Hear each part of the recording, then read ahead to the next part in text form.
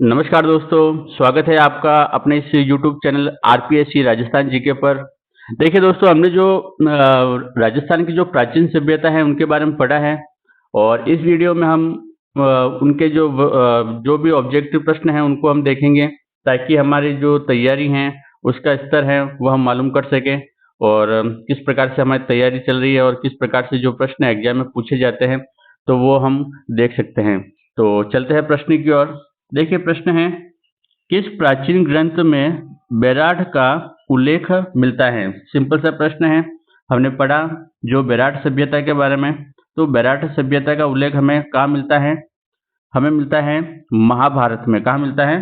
महाभारत में। तो हमने देखा था कि जो पांडवों ने 1 वर्ष का जो अज्ञातवास विराट नगर के राजा विराट के यहाँ पर व्यतीत किया था और जो विराट नगर है यह बैराठ का ही प्राचीन नाम है। तो जो बैराठ सभ्यता है इस बैराठ का जो उल्लेख है हमें महाभारत महाकाव्य में मिलता है। चलते हैं अगले प्रश्न की ओर। अगला प्रश्न है, 5 सांस्कृतिक युगों के अवशेष कहाँ से मिले? ये थोड़ा सा प्रश्न ध्यान से देखना है। क्या लिखा है? 5 सांस्कृतिक युगों के अवशेष कहाँ से मिले? तो इसका उत्तर आपका हो जाएगा आहड़, बागुर, नोह या गणेश्वर। तो इसका उत्तर है स, नोह। तो इसकी थोड़ी सी व्याख्या देख लेते हैं। 5 सांस्कृतिक युगों के अवशेष नोह भरतपुर से प्राप्त हुए और नोह में जो काले व लाल मृद पात्रों के जो स्तर से हमें लोहे की उपस्थिति के प्रमाण मिलते हैं। यानी नोह से हमें क्या मिले? लोहे के प्रमाण भी मिले। वैसे ये जो लोहे के साक्ष्य हमें मिले हैं वह छोटे छोटे टुकड़ों के रूप में हैं और यह भारत में लोह युग के प्रारंभ की प्राचीनतम सीमा का निर्धारण का सूचक है। तो ये भी थोड़ा सा आप देख लेना। वैसे नोह भरतपुर का topic first grade second grade में तो नहीं है, लेकिन आप अलग दूसरे भर्ती जैसे थर्ड ग्रेड है कोई भी वैकेंसी में ये प्रश्न पूछा जा सकता है। तो अच्छा प्रश्न है ये और इस प्रश्न को आप थोड़ा सा देख लेना। ठीक है, चलते हैं अगला प्रश्न। आहड़ की खोज किस विद्वान ने की थी? आहड़ की खोज, आपको खोज पूछ रहा है। R C. Agarwal, colonel Tod, Dasharath Sharma या आर.सी. बनर्जी। तो आपका उत्तर इसमें हो जाएगा ए, आर.सी. अग्रवाल। ठीक है ना। और इसकी थोड़ी सी सामान्य जानकारी देखें तो इसके नाम हमने देखे ताम्रवती नगरी, धूलकोट भी कहा जाता है और सर्वप्रथम 1953 में अक्षय कीर्ति व्यास तथा उसके बाद में 1956 में आर.सी. अग्रवाल यानी रतन चंद्र अग्रवाल और 61-62 में एच.डी. सांकलिया के निर्देशन में उत्खनन का कार्य हुआ। तो उत्खनन का जो कार्य कब कब हुआ? सर्वप्रथम तो 1953 में, फिर 56 में और 61-62 में एच.डी. सांकलिया के निर्देशन में। अगला प्रश्न है, कालीबंगा का शाब्दिक अर्थ क्या है? सिंपल सा प्रश्न है। कालीबंगा, काले रंग की चूड़िया, तो काली चूड़िया हो जाएगी। और बंगा का मतलब चूड़िया होता है और काली यानी काले रंग की चूड़िया। और ये जो बंगा शब्द पंजाबी शब्द है। कालीबंगा का प्राचीन, देखिए प्राचीन जो नाम, वैसे इसका जो नाम है वो सबसे पहले क्या जो खोज हुई थी ना, तो सबसे पहले वहां पर क्या है कि जो काली चूड़िया मिली इसलिए इसका नाम क्या रख लिया? कालीबंगा। और इसकी थोड़ी सी व्याख्या देख लेते हैं कालीबंगा की। कालीबंगा जो है प्राचीन,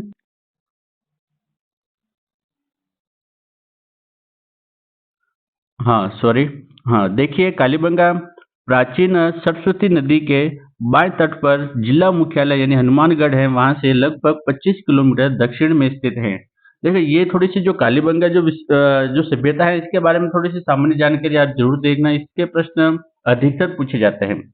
और जो सरस्वती नदी है वर्तमान में किस रूप में बहती है? घग्गर नदी के रूप में बहती है। कालीबंगा में देखिए ये थोड़ा सा इंपॉर्टेंट है, कालीबंगा में पूर्व हड़प्पा कालीन और उत्तर हड़प्पा कालीन सभ्यता के अवशेष मिले, यानी 3 काल की सभ्यताओं के अवशेष मिले यहाँ पर।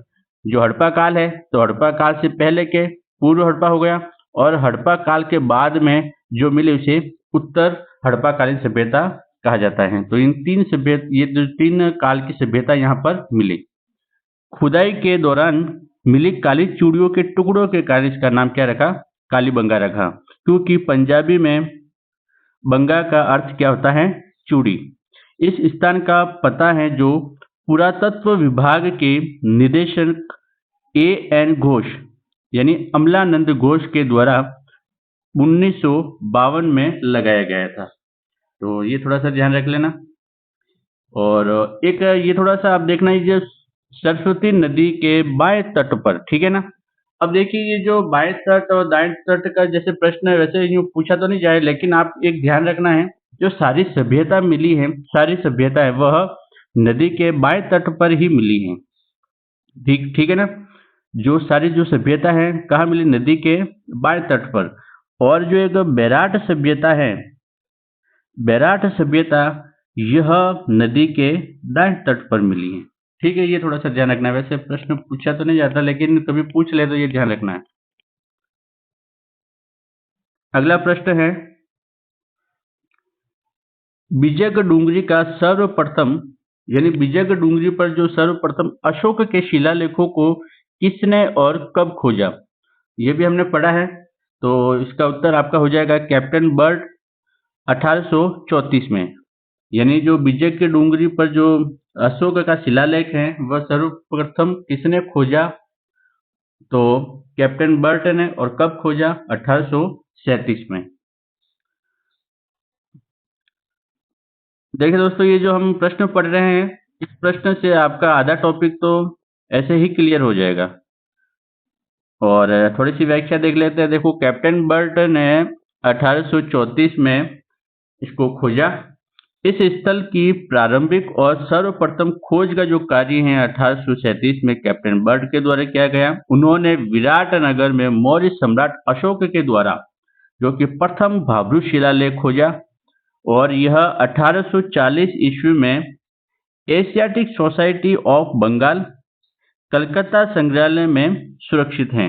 ये अभी कहाँ पर है? Asiatic Society of Bengal Calcutta में ये जो भाब्रू शिलालेख हैं वहां पर अब रखा गया है। और इसे भाब्रू शिलालेख और बेराट कलकत्ता शिलालेख कहा जाता है। यानी ये जो बेराट से कलकत्ता लेके गए तो इसका नाम क्या रख लिया? बेराट शिलालेख रखा गया। तो प्रश्न कभी भाब्रू शिलालेख न बोलकर बेराट कलकत्ता शिलालेख भी पूछ सकते हैं कि बेराट कलकत्ता शिलालेख की खोज कब और किसने की। तो ये आप नाम पे थोड़ा सा देख लेना। प्रश्न है, किस पुरातात्विक स्थल का प्राचीन नाम मालव नगर है? देखो, ये हमने पढ़ा था। किस पुरातात्विक स्थल का प्राचीन नाम मालव नगर था? यानी मालव नगर किसका प्राचीन नाम था? ठीक है ना। नगर, सुनारी, जोधपुरा और नलियासर। तो इसका उत्तर आपका हो जाएगा ए नगर। अब देखिए, इसकी थोड़ी सी जानकारी आप देख लेना। नगर की खुदाई पुरातत्ववेत्ता कृष्णदेव की देखरेख में हुई। ठीक है ना। किसकी देखरेख में खुदाई का कार्य हुआ? कृष्णदेव की। ठीक है। नगर में के.वी. सौंदरराजन ने पुनः उत्खनन करवाया। सर्वप्रथम तो कृष्णदेव ने, और जो वापस है दूसरी बार वह के.वी. सौंदरराजन के द्वारा करवाया गया। नगर की जो खुदाई में 6000 मालव सिक्के, 1000 से अधिक पात्रों के टुकड़े, लगभग 500 अन्य छोटे छोटे अवशेष प्राप्त हुए। तो ये 6000 मालव सिक्के है ना, ये थोड़ा सा आप याद रख लेना। नगर से गुप्तोत्तर कालीन स्लेटी पत्थर से बनी महिषासुर मर्दनी की प्रतिमा। ये थोड़ा सा फैक्ट आप याद रखना कि जो गुप्त उत्तरकालीन स्लेटी पत्थर से जो बनी महिषासुर मर्दनी की जो प्रतिमा कहाँ से मिली? नगर से मिली। पत्थर पर मोदक रूप में गणेश का अंकन और 3 फणधारी नाग का अंकन और कमल धारण किए हुए लक्ष्मी जी की जो खड़ी प्रतिमा यहाँ से मिली। ठीक है ना। देखो, एक तो महिषासुर मर्दनी, गणेश जी की और यहाँ पर फणधारी नाग का जो अंकन और कमल धारण किए हुए माता लक्ष्मी जी की जो खड़ी प्रतिमा यहाँ से मिली, ये आपको थोड़ा सा याद रखना है। और ये जो सभी सामग्री नगर को मालवों के अधीन एक क्षेत्र घोषित करता है। ठीक है। अगला प्रश्न, आहड़ सभ्यता के लोग किस खाद्य से अधिक अच्छी तरह से परिचित थे? अब अच्छी तरह से परिचित का मतलब होता है कि ऐसी कोई फसल है जो वहां आहड़ में ही मतलब मिली। ज्वार, मक्का, बाजरा, चावल। तो उत्तर हो जाएगा आपका द चावल। तो चावल के शख्स यहाँ से मिले, इसलिए यहाँ से परिचित है चावल से। आहड़ के लोगों के द्वारा चावल भी उगाया जाता था। वे मिट्टी के तवे पर रोटियां बनाते थे। ठीक है। अगला प्रश्न सिंपल प्रश्न है, गणेश्वर सभ्यता का संबंध किस नदी से है? गणेश्वर सभ्यता का संबंध किस नदी से है? तो सब जानते हैं आप, कांतली नदी। कांतली नदी के किनारे पर है गणेश्वर सभ्यता।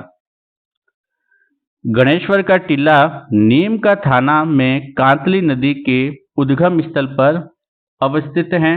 गणेश्वर में रत्नचंद्र अग्रवाल ने 1977 में खुदाई कर इस सभ्यता पर प्रकाश डाला। तो आर.सी. अग्रवाल के द्वारा 1977 में खुदाई का कार्य करवाया गया। और इस क्षेत्र का विस्तृत उत्खनन 1978 से 1989 के बीच विजय कुमार के द्वारा करवाया गया।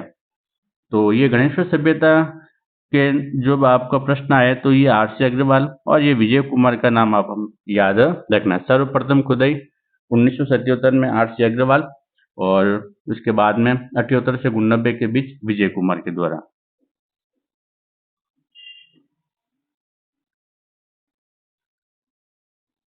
प्रश्न है, आहड़ सभ्यता के लोग किस खाद्य से अच्छी तरह से परिचित है? ये हमने पढ़ लिया है और ये भी हमने देख लिया है। सॉरी, प्रश्न रिपीट हो गया ये। हाँ, देखिए, कहाँ के अवशेष से यह पता चलता है कि विश्व विख्यात सैंधव सभ्यता का राजस्थान में विकास हुआ था। प्रश्न को समझना है। प्रश्न पूछ रहा है कि जो विश्व विख्यात जो सैंधव सभ्यता है, सिंधु काली सभ्यता, जो सिंधु नदी के किनारे मिली, जिसे हड़प्पा सभ्यता भी कहते हैं और सिंधु घाटी सभ्यता भी कहते हैं।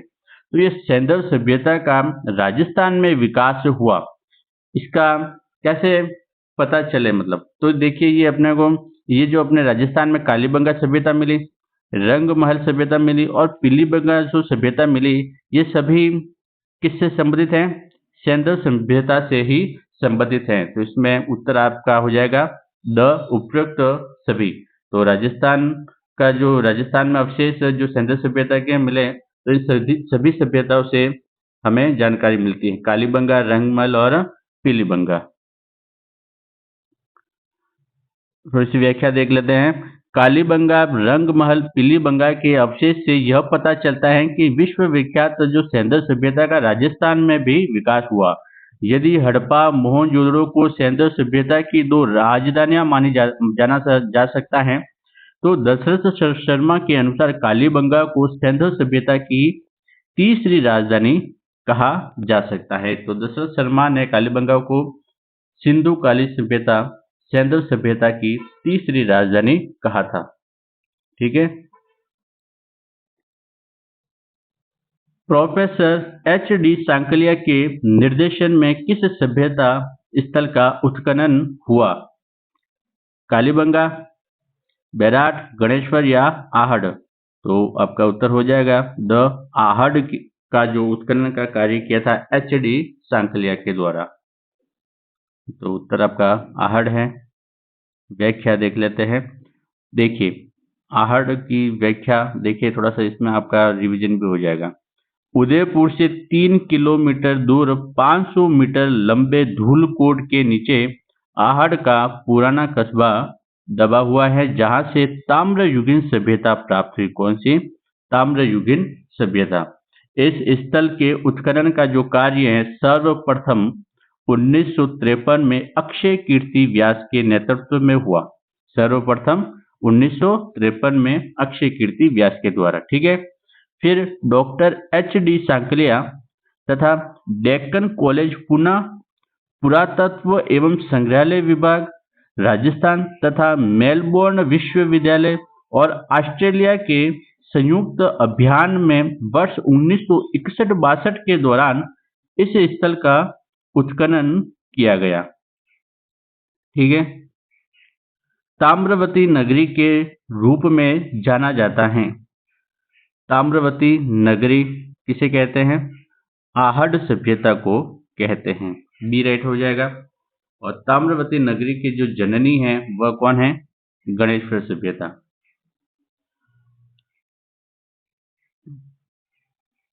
और ये जो व्याख्या हमने पहले भी देख ली है, और ये थोड़ा सा उपनाम ये देखा आपने कि आहड़ का जो पुराना नाम क्या है? ताम्रवती। और इसे 10वीं या 11वीं शताब्दी में इसे आघाटपुर अथवा आघाट दुर्ग के नाम से जाना जाता था, और इसे धूलकोट भी कहा जाता है। तो ये इनके नाम हैं, उपनाम इनके भी याद रखने हैं।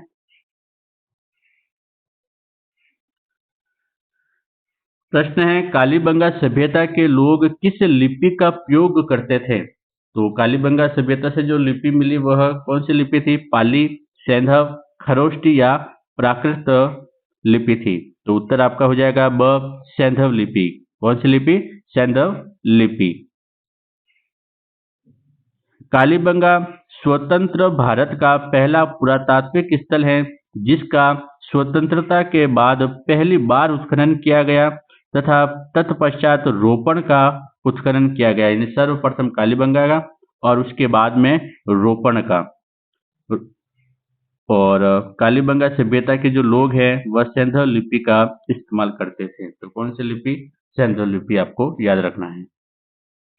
कालीबंगा संस्कृति की खोज 1953 में सर्वप्रथम किसके द्वारा की गई थी? तो कालीबंगा की खोज 1953 में किसके द्वारा? घोष के द्वारा। खोज घोष के द्वारा। किसके द्वारा? खोज घोष के द्वारा। तो अमलानंद घोष इसका उत्तर हो जाएगा। इसकी थोड़ी सी व्याख्या देख ले कि कालीबंगा प्राचीन सरस्वती नदी के बाएं तट पर जिला मुख्यालय हनुमानगढ़ 25 किलोमीटर दक्षिण में स्थित है। घग्गर नदी जो वर्तमान में इस नदी को कहा जाता है। कालीबंगा में पूर्व हड़प्पाकालीन उत्तर हड़प्पाकालीन सभ्यता के अवशेष मिले। और ये जो व्याख्या था हमने पहले भी देख ली व्याख्या। इसमें चलते हैं अगला प्रश्न की ओर। राजस्थान में कालीबंगा किस जिले में स्थित है? कालीबंगा किस जिले में है? सिंपल सा है, हनुमानगढ़ जिले में।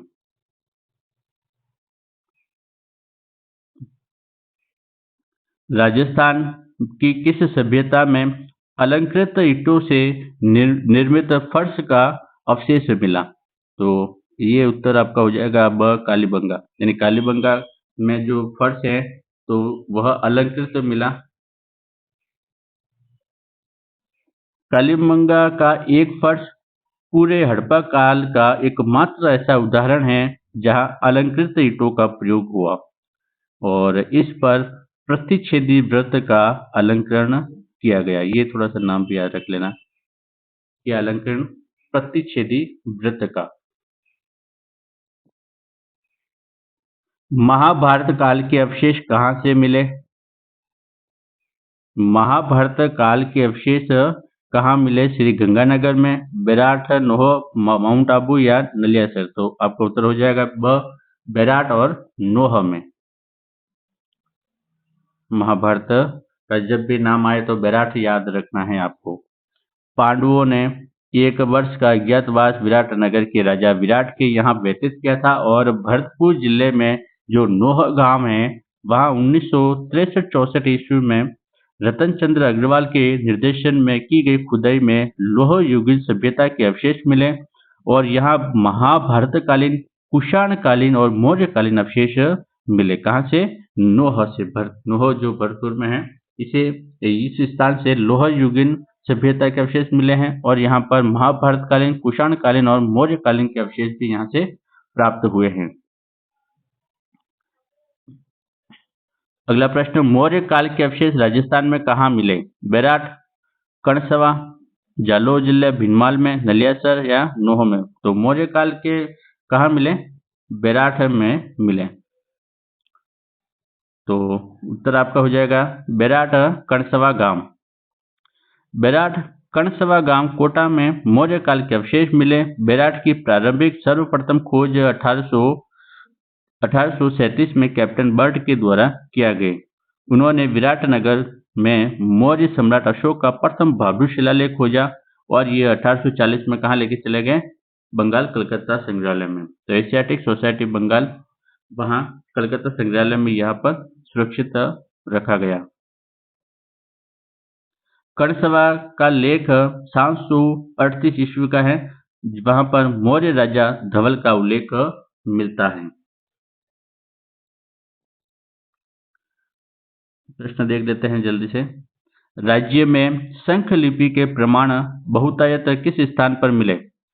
शंख लिपि तो दिलवाड़ा, रणकपुर, विराटनगर या नगरी? तो आपका उत्तर हो जाएगा विराटनगर।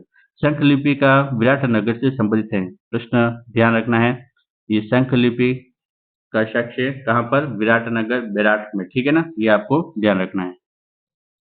अगला प्रश्न है, राजस्थान में ताम्रयुगीन सभ्यताओं की जननी किसे कहा जाता है? तो ताम्रयुगीन सभ्यता की जो जननी है, जननी नाम आते ही आपको याद रखना है गणेश्वर सभ्यता। ठीक है,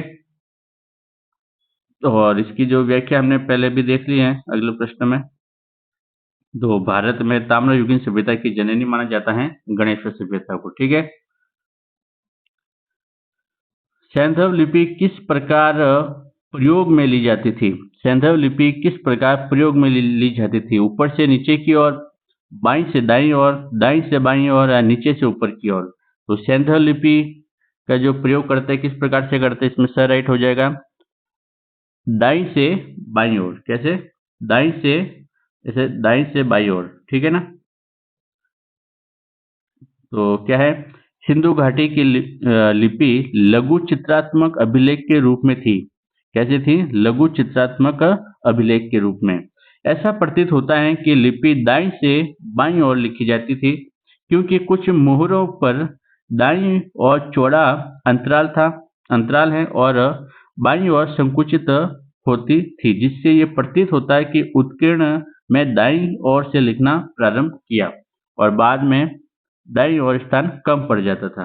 तो ये ऐसे इस प्रकार से इस साइड से लिखते हैं, ऐसे दाईं से बाईं ओर।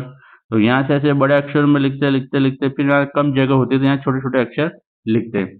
तो इससे मालूम होता है कि ये जो लिपि है शायद दाईं से बाईं ओर लिखी जाती है। विजय की पहाड़ी किस सभ्यता से संबंधित है? सिंपल प्रश्न है, विजय की पहाड़ी किस सभ्यता से संबंधित है? आपका उत्तर हो जाएगा बेराट। तो विजय की पहाड़ी बेराट में स्थित है। प्राचीन मत्स्य जनपद की राजधानी विराटनगर, जो वर्तमान में क्या है? बेराट। विजय की पहाड़ी, भीम जी की डूंगरी, मोती डूंगरी, महादेव जी की डूंगरी आदि स्थानों पर उत्खनन कार्य दयाराम साहनी के द्वारा 1936-37 में तथा पुनः इसका 1962-63 में पुरातत्वविद नीलचंद्र बनर्जी व कैलाशनाथ दीक्षित के द्वारा किया गया। तो यहाँ पर क्या क्या जो मिला है, कौन कौन सी पहाड़ियाँ हैं? तो नाम याद रखना, विजय की पहाड़ी, भीम जी की डूंगरी, मोती डूंगरी, महादेव की डूंगरी। ठीक है, और उत्खनन का कार्य सर्वप्रथम दयाराम साहनी के द्वारा 1936-37 और पुनः उत्खनन जो करवाया है 62-63 में। तो ये नाम याद रखना, नील रत्न बनर्जी और कैलाशनाथ दीक्षित। तो ये जो बेराट सभ्यता से संबंधित अगर प्रश्न पूछे तो दयाराम साहनी का याद रखना है, नील रत्न बनर्जी और कैलाशनाथ दीक्षित।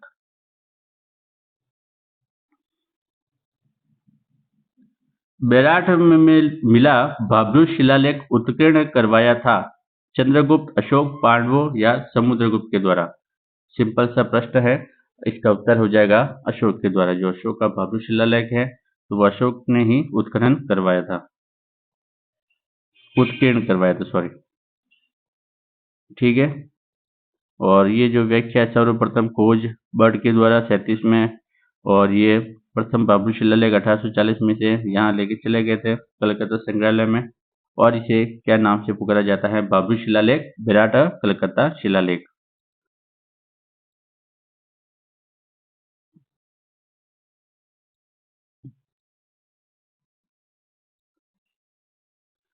स्वीडन देश के पुरातत्वविद हन्ना रीड के निर्देशन में किस सभ्यता का उत्खनन हुआ? रंगमहल, नोह, बेराट या कालीबंगा? तो ये नाम याद रखना है कि स्वीडन देश के जो पुरातत्वविद हैं हन्ना रीड के निर्देशन का संबंध किससे है?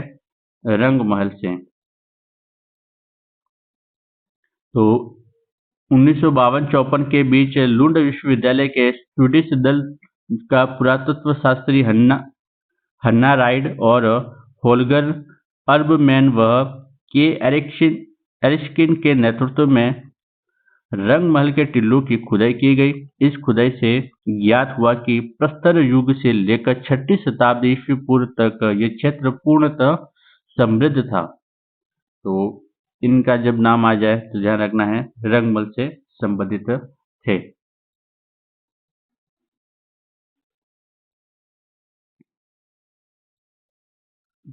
जोधपुरा नामक पुरातात्विक स्थल स्थित है। जोधपुरा जो स्थल कहाँ पर है? ये स्थल है आपका जयपुर में। कहाँ पर है? जयपुर में। तो जयपुर जिले में साबी नदी के तट पर जोधपुरा गांव में 1972 से 75 ईस्वी में उत्खनन में जोधपुरा सभ्यता के अवशेष प्राप्त हुए। यह सभ्यता 2500 ईसा पूर्व से 200 ईस्वी के मध्य फली फूली। किस सभ्यता किस सभ्यता के घरों में एक से अधिक चूल्हों के मिलने से संयुक्त परिवार का पता चला? तो ये हमने पढ़ा था आहट सभ्यता में। तो एक घर पे 6 चूल्हे एक साथ मिले तो ये संयुक्त परिवार से प्रमाण हमें देता है। तो आपका उत्तर आहट हो जाएगा इसमें। ये देखा हमने कि एक भवन में 6 मिट्टी के चूल्हे मिले थे।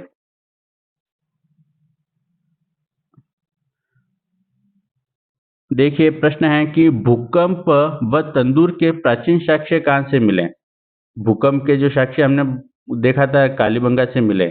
तो ये इसमें आप ये भी कह सकते हैं कि जो पूर्व हड़प्पाकालीन यानी कालीबंगा जो पट्टम है वहां से भी हम अगर ये प्रश्न पूछे तो उत्तर दे सकते हैं कालीबंगा सभ्यता से। तो कालीबंगा प्राचीन सरस्वती नदी के बाएं तट पर हनुमानगढ़ से 25 किलोमीटर दक्षिण में स्थित है, और हमने ये वैसे पढ़ लिया है। ये जो साक्ष्य मिले ये पूर्व हड़प्पाकालीन में मिले। कहाँ से मिले? पूर्व हड़प्पाकालीन कालीबंगा से मिले। यानी कालीबंगा जो किस काल से मिले? तो काल का अगर पूछे तो पूर्व हड़प्पाकालीन से यह भूकंप के साक्ष्य मिले थे। राजस्थान की किस सभ्यता में 11 कमरों का विशाल भवन प्राप्त हुआ? विशाल भवन प्राप्त हुआ। देखो 11 कमरों का मतलब 11 कमरों का विशाल भवन कहाँ से मिला? रंगमहल, गरदड़ा, बालाथल या बेराट? तो आपका उत्तर हो जाएगा बालाथल। हमने बालाथल के बारे में भी पढ़ा था। तो थोड़ा सा देख लेते हैं। 1953 में वी एन मिश्र के द्वारा 3000 ईस्वी से लेकर 2500 ईस्वी पूर्व तक की प्राचीन ताम्रपाषाण युगीन संस्कृति के बारे में हमें पता चला यहाँ पर। और बालाथल उदयपुर जिले के वल्लभ नगर तहसील में स्थित हैं। ये भी हमने देखा था कि जो बालाथल कहाँ पर है? उदयपुर जिले के वल्लभ नगर तहसील में। और यहाँ से एक दुर्गनुमा भवन भी मिला तथा 11 कमरों वाला विशाल भवन भी प्राप्त हुआ है। निम्न में से कौन सी सभ्यता को कालीबंगा प्रथम नाम दिया गया? वेरी इंपॉर्टेंट प्रश्न है। कालीबंगा प्रथम किसे नाम दिया गया? तो आपका उत्तर हो जाएगा सोनथी सभ्यता। सोनथी सभ्यता को कालीबंगा प्रथम भी कहा गया। तो सोनथी बीकानेर को कालीबंगा प्रथम के नाम से भी जाना जाता है।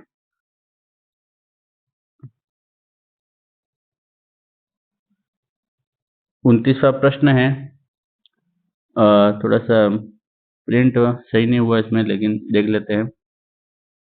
सिंधु घाटी सभ्यता के निवासियों को तांबे की आपूर्ति किस सभ्यता से होती थी?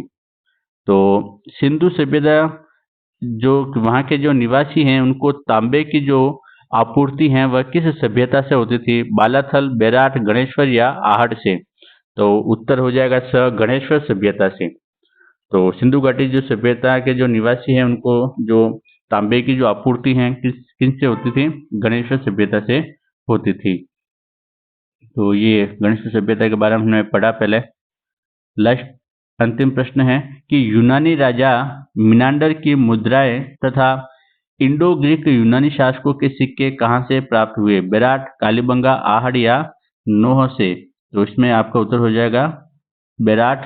और इसमें हमने पहले व्याख्या जो टॉपिक पढ़ा था उससे में भी पढ़ा था कि बेराट की प्रारंभिक और सर्वप्रथम खोज 1837 कैप्टन बर्ड के द्वारा। और यहाँ पर देखिए 36 से चांदी के सिक्के प्राप्त हुए। 36 में से 28 सिक्के हिंद यूनानी राजाओं के थे और 28 में से 16 जो सिक्के हैं वह मिनांडर राजा, यानी प्रसिद्ध राजा था हिंद यूनानी राजा, उनके 16 सिक्के उनके मिले। ठीक है ना? तो हमने आज ये जो 30 प्रश्न देखे, बहुत ही महत्वपूर्ण प्रश्न हैं। इनको आप जरूर देखें, एक दो बार देखें, ताकि आपका ये जैसे रिवीजन है वो भी हो जाएगा। तो आज के लिए दोस्तों इतना ही। हम अगले जो वीडियो में अगला टॉपिक लेके आएंगे गुर्जर प्रतिहार, और उसके बारे में हम व्याख्यात्मक रूप से पढ़ेंगे। तो आज के लिए बस इतना ही। वीडियो को प्लीज़ लाइक और शेयर करें, और चैनल अगर अभी तक आपने सब्सक्राइब नहीं किया है तो प्लीज़ सब्सक्राइब करें। जय हिंद, जय भारत।